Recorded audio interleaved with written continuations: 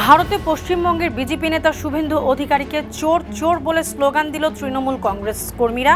দৌড়ে গেলেন শুভেন্দু। ইরান যুদ্ধবিরতি লঙ্ঘিত হলে অত্যন্ত বিধ্বংসী পরিণতি হবে, মার্কিন প্রেসিডেন্টকে হুঁশিয়ারি জানালেন রাশিয়ান প্রেসিডেন্ট। ইরানের সঙ্গে বাণিজ্যিক সম্পর্ক ছিন্ন করতে বিদেশি সরকার ও প্রতিষ্ঠানগুলোকে চাপ দিচ্ছে আমেরিকা, ফলাফল উল্টো হবে বলছে ইরান। জ্বালানি তেল রপ্তানিকারক দেশগুলোর সংস্থা ওপেক থেকে বেরিয়ে যেতে সংযুক্ত আরব আমিরাতের সিদ্ধান্তকে স্বাগত জানালেন মার্কিন প্রেসিডেন্ট।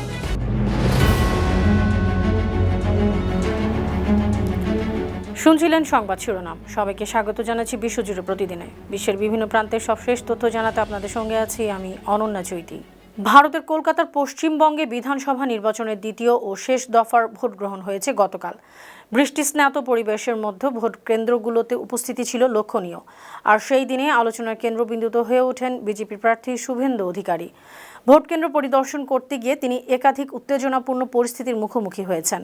বুধবার আনন্দবাজার পত্রিকার প্রতিবেদনে জানানো হয়েছে, শুভেন্দু অধিকারী কালীঘাটের ভোট কেন্দ্রে পৌঁছানোর সঙ্গে সঙ্গে তৃণমূল কর্মী সমর্থকদের একাংশ চোর চোর এবং জয় বাংলা স্লোগান দিতে থাকেন। এর পাল্টা জবাবে বিজেপি সমর্থকরা জয় শ্রীরাম স্লোগান দিতে থাকেন। দুই পক্ষের এই পাল্টাপাল্টি অবস্থানে কালীঘাটের জয় হিন্দ ভবন চত্বর মুহূর্তেই উত্তপ্ত হয়ে ওঠে। পুলিশ ও কেন্দ্রীয় বাহিনী ঘটনাস্থলে পৌঁছে লাঠিচার্জ করে। উত্তেজনার মধ্যেই বিক্ষোভকারীদের দিকে দৌড়ে গেছেন শুভেন্দু। ইরানের সঙ্গে চলমান যুদ্ধে যুক্তরাষ্ট্রকে সহায়তার প্রস্তাব দিয়েছেন রাশিয়ার প্রেসিডেন্ট ভ্লাদিমির পুতিন। বিশেষ করে ইরানে ইউরেনিয়ামের মজুদ নিয়ে বিরোধ নিষ্পত্তিতে ওয়াশিংটনকে সহায়তা করতে চান তিনি। বুধবার রুশ প্রেসিডেন্ট ভ্লাদিমির পুতিন ও যুক্তরাষ্ট্রের প্রেসিডেন্ট ডোনাল্ড ট্রাম্প টেলিফোনে প্রায় 1.5 ঘন্টা কথা বলেছেন। তখন পুতিন তার আগ্রহ জানান। পরে ওভাল অফিস থেকে দেয়া সাক্ষাৎকারে মার্কিন প্রেসিডেন্ট বলেছেন, পুতিন সহায়তা করতে চান, কিন্তু ট্রাম্প জানিয়ে দিয়েছেন সহায়তা করার আগে রাশিয়ার যুদ্ধ শেষ করতে হবে। এর আগে প্রেসিডেন্ট ট্রাম্প বলেছিলেন, পুতিনের সঙ্গে টেলিফোনে তার খুবই ফলপ্রসূ আলোচনা হয়েছে, দ্রুতই ইউক্রেন সংঘাতের সমাধান হতে পারে। এদিকে রাশিয়ান সরকার জানিয়েছে, ইরান যুদ্ধবিরতি দীর্ঘায়িত করায় যুক্তরাষ্ট্রের প্রেসিডেন্ট ডোনাল্ড ট্রাম্পকে স্বাগত জানিয়েছেন দেশটির প্রেসিডেন্ট ভ্লাদিমির পুতিন। পাশাপাশি তিনি হুঁশিয়ারি জানিয়েছেন, যুদ্ধবিরতি লঙ্ঘিত হলে সবার জন্য অত্যন্ত বিধ্বংসী পরিণতি বয়ে আনবে। বুধবার ডোনাল্ড ট্রাম্প এবং পুতিনের ফোন আলাপের সময় এই হুঁশিয়ারি জানানো হয়। রুশ প্রেসিডেন্টের মুখপাত্র ইউরি উশাকভ মস্কোতে সংবাদ সম্মেলন করে ফোন আলাপের বিস্তারিত তুলে ধরেন। তিনি বলেছেন, পুতিন ট্রাম্পকে জানিয়েছেন, যুক্তরাষ্ট্রের সঙ্গে ইরানের বিরোধ নিরসনে কূটনৈতিক পন্থা সবচেয়ে ভালো। যুক্তরাষ্ট্র শান্তিপূর্ণ উপায়ে দ্বন্দ্ব নিরসন করতে চাইলে সব রকম কূটনৈতিক সহায়তা দিবে রাশিয়া। এ সময় রাশিয়া ইউক্রেন যুদ্ধ প্রসঙ্গে পুতিন ট্রাম্পকে আশ্বাস দিয়েছেন, রুশ বাহিনী ইউক্রেনে নতুন কোনো অঞ্চল দখল করবে না। ইরান যুদ্ধে যুক্তরাষ্ট্রে $2,500 কোটি খরচ হয়েছে।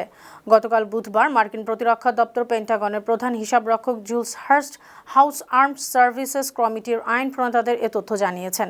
তিনি বলেছেন, এ অর্থের বেশিরভাগই গোলা বারুদ ও সমরাস্ত্র কিনতে খরচ হয়েছে। এই খরচ মধ্যপ্রাচ্যের ক্ষতিগ্রস্ত সামরিক ঘাঁটিগুলোর অবকাঠামো পুনর্নির্মাণ ও মেরামতের সম্ভাব্য খরচের মধ্যে অন্তর্ভুক্ত কিনা তা জানাননি।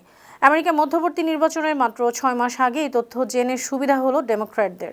ইতিমধ্যে জনমত জরিপে রিপাবলিকানদের চেয়ে ডেমোক্র্যাটরা বেশ সুবিধাজনক অবস্থানে আছে। তারা এখন জনগণের জীবনযাত্রার খরচের সঙ্গে এই অজনপ্রিয় ইরান যুদ্ধকে যুক্ত করার চেষ্টা করছে। এ অবস্থায় প্রেসিডেন্ট ডোনাল্ড ট্রাম্পের দল কংগ্রেসের 2 কক্ষে সংখ্যাগরিষ্ঠতা ধরে রাখতে কঠিন চ্যালেঞ্জে আছে। এদিকে আমেরিকার প্রতিরক্ষামন্ত্রী পিট হেগসেথ আইন প্রণেতাদের বলেছেন, পারমাণবিক অস্ত্রমুক্ত ইরান নিশ্চিত করতে এই খরচ যৌক্তিক। যুদ্ধের সমালোচনা করায় ডেমোক্র্যাট আইন প্রণেতাদের অকর্মণ্য বলেন তিনি। কংগ্রেসনাল ডেমোক্র্যাটদের বেপরোয়া, অকর্মণ্য ও পরাজয়ের মানসিকতার বলেও কটাক্ষ করেন হেগসেথ। গেল 28 ফেব্রুয়ারি ইরানে আগ্রাসন শুরু করে আমেরিকা। পেন্টাগন মধ্যপ্রাচ্যে হাজার হাজার অতিরিক্ত সেনা পাঠিয়েছে। ওই অঞ্চলে 3টি বিমানবাহী রণতরী মোতায়েন করা হয়েছে। যুদ্ধে 13 জন মার্কিন সেনা নিহত হয়েছেন, আহত হয়েছেন কয়েকশো সেনা। ইরানের বিরুদ্ধে আগ্রাসনের পর দেশটিতে ট্রাম্পের জনপ্রিয়তা ব্যাপক কমেছে। সাম্প্রতিক রয়টার্স ইপসোস জরিপে জানা গেছে, মাত্র 34% মার্কিন ইরানের সঙ্গে যুক্তরাষ্ট্রের যুদ্ধে জড়িয়ে পড়াকে সমর্থন করছেন। ইরানের প্রায় $50 কোটি সমমূল্যের ক্রিপ্টোকারেন্সি বা ডিজিটাল সম্পদ জব্দ করেছে আমেরিকা, এমন দাবি করেছেন মার্কিন অর্থমন্ত্রী স্কট বেসেন্ট। তিনি আরও বলেছেন, ওয়াশিংটনের অপারেশন ইকোনমিক ফিউরির প্রভাবে তেহরান সরকার সংকটে পড়েছে। ফক্স নিউজকে দেয়া সাক্ষাৎকারে বেসেন্ট এসব কথা বলেন। এ সময় তিনি জানান, মার্কিন সরকার ইরানের প্রায় $35 কোটি ক্রিপ্টো সম্পদ কবজায় নিয়েছেন। আগে আরও $10 কোটি জব্দ করা হয়েছিল। পাশাপাশি বিভিন্ন স্থানে ইরানি ব্যাংক হিসাবগুলো জব্দ করা হয়েছে। গত বছর মার্চ মাসে প্রেসিডেন্ট ডোনাল্ড ট্রাম্প এ অর্থনৈতিক চাপ সৃষ্টির নির্দেশ দিয়েছিলেন। প্রায় 3 সপ্তাহ আগে তিনি ইরানের ওপর চাপ আরও বাড়ানোর আদেশ দিয়েছেন। এদিকে ইরানের সঙ্গে বাণিজ্যিক সম্পর্ক ছিন্ন করতে বিদেশি সরকার ও প্রতিষ্ঠানগুলোর ওপরও চাপ সৃষ্টি করছে আমেরিকা। মার্কিন অর্থমন্ত্রী স্কট বেসেন্ট এ প্রসঙ্গে জানিয়েছেন, ইরানি তেলের ক্রেতাদের জানিয়ে দেওয়া হয়েছে কোনো দেশের শিল্প প্রতিষ্ঠান বা ব্যাংক ইরানি তেল বেচাকেনা করলে তাদের বিরুদ্ধে সেকেন্ডারি স্যাংশন আরোপ করবে আমেরিকা। এই অর্থনৈতিক অভিযান এবং ইরানের বন্দরগুলোতে মার্কিন নৌ অবরোধ দেশটির অর্থনীতিতে দীর্ঘমেয়াদী ক্ষতি হবে। অন্যদিকে ইরান যুক্তরাষ্ট্রের এই অভিযানকে উপহাস করে বলেছে, এর ফলাফল উল্টো হবে, তেলের দাম আরও বাড়বে। ইরানের পার্লামেন্ট স্পিকার মোহাম্মদ বাঘের গালিবাফ সামাজিক যোগাযোগ মাধ্যম এক্সে মার্কিন অর্থমন্ত্রীর বক্তব্যকে অসার বা আবর্জনা বলে মন্তব্য করেছেন। আন্তর্জাতিক গণমাধ্যম আল জাজিরা এসব তথ্য জানিয়েছে। এদিকে ইরানের তেলমন্ত্রী মোহসিন পাকনেজাদ জানিয়েছেন, ইরানের বন্দরগুলোতে যুক্তরাষ্ট্রের নৌ অবরোধ সত্ত্বেও দেশটির জ্বালানি সরবরাহ বা বিতরণে কোনো প্রভাব পড়েনি। ইরানের রাষ্ট্রীয় গণমাধ্যমে দেয়া এক বক্তব্যে তিনি এমন দাবি করেন। তেলমন্ত্রী আরও বলেছেন, জ্বালানি সরবরাহ স্বাভাবিক রাখতে এবং যে কোনো ধরনের বিঘ্ন এড়াতে তেল খাতের কর্মীরা দিনরাত 24 ঘন্টা কাজ করছেন। গত 13 এপ্রিল থেকে মার্কিন অবরোধের কারণে ইরানের তেল মজুদের সক্ষমতা ফুরিয়ে যাওয়ার আশঙ্কা সৃষ্টি হয়েছে। অনেকেই ধারণা করছেন, মজুদ সংকটে ইরান শেষ পর্যন্ত তেল উৎপাদন কমিয়ে দিতে বাধ্য হবে। যুক্তরাষ্ট্রের জব্দ করা একটি ইরানি কন্টেইনারবাহী জাহাজের 6 জন ক্রুকে মুক্ত করা হয়েছে। তারা নিরাপদে দেশে ফিরেছেন। গত 20 এপ্রিল ক্রুসহ ট্যাঙ্কারটি জব্দ করেছিল মার্কিন বাহিনী। ইরানের আধা সরকারি বার্তা সংস্থা তাসনিম এসব তথ্য জানিয়েছে। তবে তৌসুকা নামের কন্টেইনারবাহী জাহাজের আরও 22 জন ইরানি নাবিক এখনও আটক আছেন। তাদের মুক্ত করার চেষ্টা করছেন ইরানি কর্তৃপক্ষ। মার্কিন সেন্ট্রাল কমান্ড সেন্টকম এবং যুক্তরাষ্ট্রের প্রেসিডেন্ট ডোনাল্ড ট্রাম্প দাবি করেছেন, ইরানের বিরুদ্ধে চলা নৌ অবরোধের মধ্যে হরমুজ প্রণালী থেকে কন্টেইনারবাহী জাহাজটিকে সরে যেতে নির্দেশ দেওয়া হয়েছিল।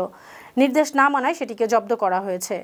জার্মানিতে মার্কিন সেনা সংখ্যা কমিয়ে আনার পরিকল্পনা করছেন মার্কিন প্রেসিডেন্ট ডোনাল্ড ট্রাম্প। নিজের সামাজিক যোগাযোগ মাধ্যম ট্রুথ সোশ্যাল পোস্টে ট্রাম্প জানিয়েছেন, জার্মানিতে সেনা কমানোর বিষয়টি পর্যবেক্ষণ ও পর্যালোচনা করছেন তিনি। দ্রুত এ ব্যাপারে চূড়ান্ত সিদ্ধান্ত নেওয়া হবে। সম্প্রতি জার্মান চ্যান্সেলর বলেছিলেন, ইরানি নেতৃত্বের কাছে অপমানিত হচ্ছে যুক্তরাষ্ট্র। এমন মন্তব্যের পর ট্রাম্প ক্ষুব্ধ প্রতিক্রিয়া মার্কিন সেনা কমানোর বার্তা দেন। শুধু তাই নয়, ইরানের সঙ্গে ইসরায়েল যুক্তরাষ্ট্রের যুদ্ধে জার্মানি ও ন্যাটোর অন্যান্য মিত্রদেশের ভূমিকা নিয়ে বারবার সমালোচনা করেছেন ট্রাম্প। বিশেষ করে হরমুজ প্রণালী আবার সচল করতে নৌবাহিনী মোতায়েন না করায় মিত্রদের উপর ক্ষেপে আছেন তিনি। উল্লেখ্য, বর্তমানে বিদেশে অবস্থান করা মার্কিন সেনাদের অন্যতম বড় ঘাঁটি আছে জার্মানিতে। সেদেশে প্রায় 33,900 মার্কিন সেনা মোতায়েন আছে। রেকর্ড সংখ্যক দিন দায়িত্ব পালন শেষে দেশে ফিরছে বিশ্বের বৃহত্তম যুদ্ধজাহাজ ইউএসএস জেরাল্ড আর ফোর্ড। জাহাজটির প্রধান কাজ ছিল ইরানের বিরুদ্ধে যুদ্ধ ও ভেনেজুয়েলার নেতা নিকোলাস মাদুরোকে গ্রেপ্তার অভিযানে অংশ নেওয়া। বুধবার যুক্তরাষ্ট্রের 2 জন কর্মকর্তা জানিয়েছেন, জাহাজটি মে মাসের মাঝামাঝি সময় যুক্তরাষ্ট্রের ভার্জিনিয়া বন্দরে পৌঁছাবে। ইউএস নেভাল ইনস্টিটিউট নিউজ জানিয়েছে, গত 50 বছরে কোনো মার্কিন রণতরীর এটি দীর্ঘতম অভিযান। এর আগে 2020 সালে করোনা মহামারীর সময় ইউএসএস লিঙ্কন টানা 294 দিন সমুদ্রে অবস্থান করেছিল। ইউএসএস ফোর্ড সমুদ্রে 295তম দিন অবস্থান করে সেই রেকর্ড ভেঙেছে। এদিকে গত সপ্তাহে ইউএসএস জর্জ এইচ.ডব্লিউ. বুশ রণতরীটি মধ্যপ্রাচ্যে পৌঁছেছে। এ নিয়ে সেখানে এখন 3টি মার্কিন রণতরী অবস্থান করছে। জ্বালানি তেল রপ্তানিকারক দেশগুলোর সংস্থা ওপেক থেকে বেরিয়ে যেতে সংযুক্ত আরব আমিরাতের সিদ্ধান্তকে স্বাগত জানিয়েছেন মার্কিন প্রেসিডেন্ট ডোনাল্ড ট্রাম্প। সাংবাদিকদের কাছে ট্রাম্প আরও বলেছেন, আমিরাতের এই সিদ্ধান্তের কারণে জ্বালানি বাজারের অস্থিরতা কমতে পারে। এর প্রভাবে জ্বালানি তেল ও পেট্রোলের দামও কমবে। সম্প্রতি আরব আমিরাত হঠাৎ করেই ওপেক থেকে বেরিয়ে যাওয়ার ঘোষণা দিয়েছে। 1971 সালে জাতীয় রাষ্ট্র হিসেবে আত্মপ্রকাশের আগে থেকেই তারা ওপেকের সদস্য ছিল। উপসাগরীয় তেল রপ্তানিকারক দেশগুলোর এই সংগঠন কয়েক দশক ধরে উৎপাদন বাড়ানো, কমানো এবং সদস্যদের জন্য কোটা নির্ধারণের মাধ্যমে অপরিশোধিত তেলের দাম নিয়ন্ত্রণ করে। ওপেকভুক্ত দেশগুলোর তেল উৎপাদনে সৌদি আরবের প্রাধান্য বেশি, তবে অতিরিক্ত উৎপাদন সক্ষমতার দিক থেকে আরব আমিরাত আছে দ্বিতীয় অবস্থানে। লেবাননের দক্ষিণাঞ্চলীয় বাতুলিয়া শহরের একটি পানি শোধনাগারে হামলা করেছে ইসরায়েলি বাহিনী। লেবাননের রাষ্ট্রীয় সংবাদ সংস্থা ন্যাশনাল নিউজ এজেন্সি এমন খবর জানিয়েছে। প্রতিবেদনে বলা হয়েছে, ওই অঞ্চলে অবস্থানরত বাসিন্দাদের পানির চাহিদা মেটানোর একমাত্র উৎস ছিল ওই শোধনাগারটি। আশঙ্কা করা হচ্ছে এ হামলার কারণে পানি সংকটে পড়বেন সেখানকার বাসিন্দারা। এ হামলার পাশাপাশি আল বাইয়াদ এলাকায় একটি পর্যটন রিসোর্টও উড়িয়ে দিয়েছে ইসরায়েলি বাহিনী। উল্লেখ্য, গেল 2 মার্চ থেকে লেবাননে ইসরায়েলি বাহিনীর হামলায় 2290 জন নিহত হয়েছেন, বাস্তুচ্যুত হয়েছেন প্রায় 12 লাখ মানুষ। ইসরায়েলি সেনাবাহিনীর চিফ অব স্টাফ ইয়াল জামির বলেছেন, লেবাননের সঙ্গে কোনো যুদ্ধবিরতি নেই। দক্ষিণ লেবাননে দায়িত্বরত ইসরায়েলি সেনা দলের কার্যক্রম পরিদর্শনে গিয়ে তিনি কথা বলেন। এ সময় সেনা সদস্যদের উদ্দেশ্যে তিনি আরও বলেন, যুদ্ধক্ষেত্রে কোনো যুদ্ধবিরতি নেই। উত্তর ইসরায়েলের জনপদগুলো থেকে হুমকি দূর করতে হবে, সন্ত্রাসীদের অবকাঠামো ধ্বংস ও তাদের খুঁজে বের করে নির্মূল করতে হবে। ইসরায়েলের রাজনৈতিক নেতাদের নির্ধারণ করে দেওয়ার লক্ষ্য বাস্তবায়নে কাজ করছে ইসরায়েলি সেনাবাহিনী। তাদের লক্ষ্য ইসরায়েলি জনপদগুলোতে যেন সরাসরি কোনো হামলা না হয়। সুপ্রিয় দর্শক, এই ছিল আজকের বিশ্বজুড়ে প্রতিদিনের আয়োজনে। দেশ বিদেশের বিভিন্ন খবর নিয়ে আবার আপনাদের সামনে হাজির হব। সেই পর্যন্ত ভালো থাকুন, সুস্থ থাকুন, 52 টিভির সঙ্গেই থাকুন। ধন্যবাদ।